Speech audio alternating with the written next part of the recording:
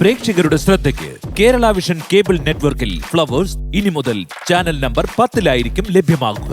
പ്രേക്ഷകർ സദയം സഹകരിച്ചാലും. പൾസർ സുനിക്ക് ജാമ്യം അനുവദിച്ചുള്ള സുപ്രീം കോടതി ഉത്തരവ് വിചാരണ കോടതി കൈമാറി. വിചാരണ കോടതി നടപടി നാളെയാണ്.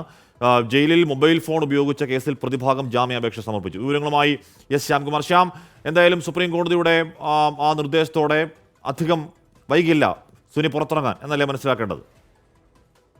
ഹാഷ്മി, സുപ്രീം കോടതിയിൽ നിന്ന് നടിയെ ആക്രമിച്ച കേസിലാണ് പൾസർ സുനിക്ക് ജാമ്യം ലഭിക്കുകയും അത് വിചാരണ കോടതിയിൽ നിന്ന് നിബന്ധനകളോടെ ജാമ്യം ലഭിക്കാനുള്ള സാഹചര്യം ഒരുങ്ങുകയും ചെയ്യുന്നത്. പക്ഷേ മറ്റ് രണ്ട് കേസുകൾ കൊണ്ട് പൾസർ സുനിക്കുണ്ട്. അത് ഒന്ന് കോട്ടയിൽ വെച്ച് ഒരു സംഘടനത്തിൽ ഏർപ്പെട്ടതുമായി ബന്ധപ്പെട്ടുള്ള കേസാണ്, മറ്റൊന്ന് ജയിലിൽ മൊബൈൽ ഉപയോഗിച്ചതുമായ കേസാണ്. ഈ രണ്ട് കേസുകളിൽ കൂടി ജാമ്യം ലഭിച്ചാൽ മാത്രമേ ജയിൽ മോചനം സാധ്യമാവുകയുള്ളൂ. നിലവിൽ സുപ്രീം കോടതിയിൽ നിന്ന് ലഭിച്ച ജാമ്യ ഉത്തരവ് വിചാരണ കോടതിയിൽ അഭിഭാഷക മുഖേന ഫയൽ ചെയ്തു കഴിഞ്ഞു. നാളെ ഈ കേസിൽ കോടതി വാദം കേൾക്കും.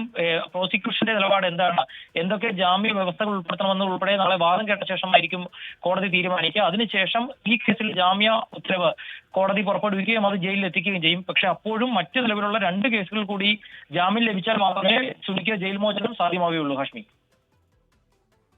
എസ് ശ്യാംകുമാറാണ് വാർത്തയുടെ വിവരങ്ങൾ നൽകിയത്.